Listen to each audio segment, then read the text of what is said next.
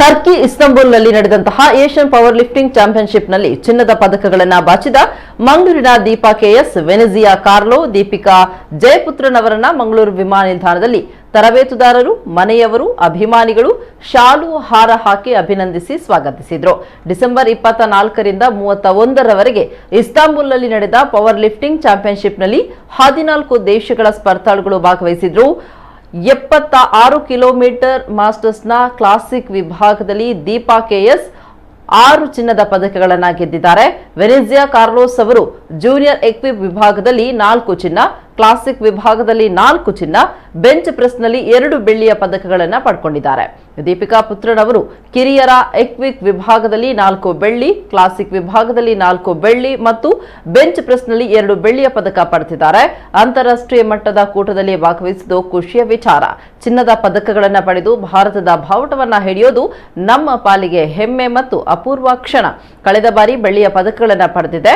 Coach Pradeep ಆಚಾರ್ಯ ಅವರ ಮಾರ್ಗದರ್ಶನ ಮತ್ತು ಲಾಕ್ಡೌನ್ ಸಂದರ್ಭದಲ್ಲೂ ಕಠಿಣ ಅಭ್ಯಾಸ ಮಾಡಿರೋದ್ರಿಂದ 6 ಚಿನ್ನದ ಪದಕಗಳನ್ನು ಗೆಲ್ಲುವುದು ಸಾಧ್ಯವಾಯಿತು. ಇದಕ್ಕೆ ಪತಿ ವಾಸುದೇವ್ ಭಟ್ ಅವರ ಪ್ರೋತ್ಸಾಹ ಕಾರಣ ಅಂತ ಪದಕ ವಿಜೇತರು ಅನುಭವ ಹಂಚಿಕೊಂಡರು. ತರಬೇತುದಾರ ಕರ್ನಾಟಕ ಪವರ್ ಲಿಫ್ಟಿಂಗ್ ಅಸೋಸಿಯೇಷನ್ ಪ್ರಧಾನ ಕಾರ್ಯದರ್ಶಿ ಸತೀಶ್ ಕುಮಾರ್ ಕುದ್ರೋಳಿ, ಕೋಚ್ ಪ್ರದೀಪ್ ಕುಮಾರ್ ಆಚಾರ್ಯ, ವೆನ್ಸನ್ ಪಾರ್ಲೋಸ್, ಕುಂಜತೋಟಿ ವಾಸುದೇವ ಭಟ್ ಕದ್ರಿ, ಪವರ್ ಲಿಫ್ಟರ್ ಗೀತಾ ಭಾಯ್, ಪತ್ರಕರ್ತರ ಸಂಘದ ಜಿಲ್ಲಾ ಕೇಂದ್ರ ಕಾರ್ಯದರ್ಶಿ ಜಿತೇಂದ್ರ ಕುಂದೇಶ್ವರ್, ಕದ್ರಿ ಯಕ್ಷಕೂಟದ ಸಂಚಾಲಕ ರಾಮಚಂದ್ರ ಬಟ್ಟೇಲ್ಲೂರು ಉಪಸ್ಥಿತರಿದ್ದರು.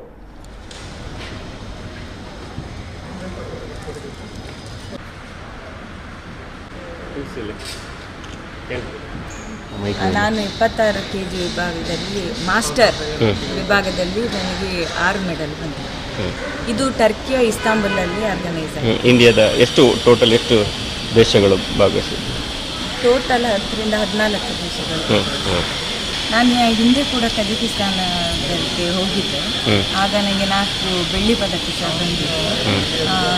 ಈಗ ಟರ್ಕಿಯಲ್ಲಿ ನಾನು ಅಂದರೆ ದಿನ ಹೋಗಿ ಪ್ರಾಕ್ಟೀಸ್ ಮಾಡಿದ್ದು ಸಾರ್ಥಕ ಆಯಿತು. ಈಗ ಎಷ್ಟು ಚಿನ್ನದ ಪದಕಗಳು? ಈಗ ನನಗೆ 6 ಚಿನ್ನ. ಕೋಚ್ ಪ್ರದೀಪ್ ಕುಮಾರ್ ಆಚಾರ್ಯ ಅಂತ ಹೇಳಿ ಅವರು ಸಹ ಇನ್ನು ನಾಡ್ದು ಇದೇ ಜನವರಿಯಲ್ಲಿ ನಮ್ಮದು ಸೀನಿಯರ್ ವಿಭಾಗದಲ್ಲಿ ಆಯೋಜಿಸಿದ್ದಾರೆ ನಮ್ಮ ಮಂಗಳೂರಿನಲ್ಲಿ. ಹಾಗೆ ಅವರು ಅದಕ್ಕೆ ಪಾರ್ಟಿಸಿಪೇಟ್ ಮಾಡಬೇಕು ಅಂತೇಳಿ ಇದಕ್ಕೆ ಅವರಿಗೆ ಬರಲಿಕ್ಕೆ ಅವಕಾಶ ಇತ್ತು, ಆದರೆ ಸಹ ಅವರು ಬರಲಿಲ್ಲ. ನನ್ನ ಈ ಸ್ಟೇಜ್ನಲ್ಲಿ ನನಗೆ ಹೇಳಬೇಕು ಅಂತಂದರೆ ಎಲ್ಲರದ್ದು ಪಾಲಿದೆ. ಮೊದಲನೇದಾಗಿ ನನ್ನ ಮನೆಯವರು ವಾಸುದೇವ್ ಭಟ್ ಅಂತ ಹೇಳಿ, ಮತ್ತು ನನ್ನದು 2 ಮಕ್ಕಳು, ಅವರೆಲ್ಲ ನನಗೆ ಸಪೋರ್ಟ್ ಮಾಡಿದ್ರಿಂದ ನನಗೆ ಹೋಗ್ಲಿಕ್ಕೆ ಆಯಿತು. ಮತ್ತು ನನಗೆ ಒಂದು ಬೆಸ್ಟ್ ಕೋಚ್ ಸಿಕ್ಕಿದ್ದಾರೆ ಪ್ರದೀಪ್ ಕುಮಾರ್ ಅಂತೇಳಿ.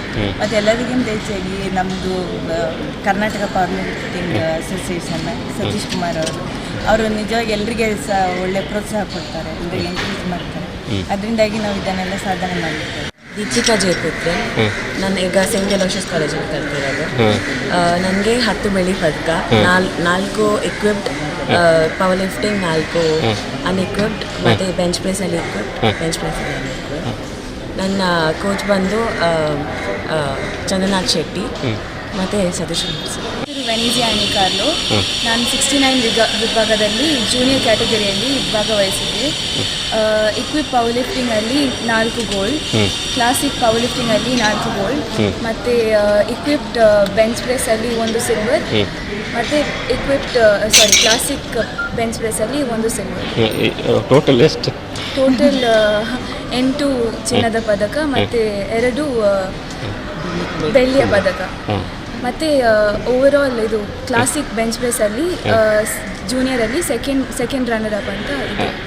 ಇದು ನಮ್ಮ ರಾಷ್ಟ್ರಕ್ಕೆ ಮಾತ್ರ ಅಲ್ಲ, ನಮ್ಮ ಜಿಲ್ಲೆಗೆ ಮತ್ತು ನಮ್ಮ ನಾಡಿಗೆ ತಂದಂಥ ಕೀರ್ತಿ.